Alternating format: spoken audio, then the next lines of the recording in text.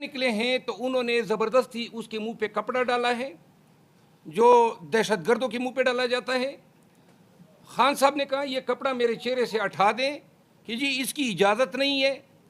خان صاحب کو گرفتاری پریکٹیکلی انہوں نے دونوں بازوؤں سے پکڑ کے اس کو گیٹ کی طرف لے گئے. جب خان صاحب کو یہاں اٹک جیل میں لایا گیا تو جس کمرے میں رکھا گیا ہے اس کمرے میں رات کو مچھر اور اشرات الارض کی برمار ہوتی ہے، اور صبح جو صفائی کرنے والا 2 دن سے آ رہا ہے وہ یہ کر کے جاتا ہے کہ وہاں پہ کوئی میٹھی چیز پھینک لیتا ہے تاکہ چونٹیاں آئے. یہ عوامل ہو رہے ہیں چیئرمین پی ٹی آئی کے ساتھ.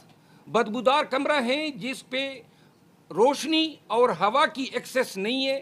یہ چکی ہے.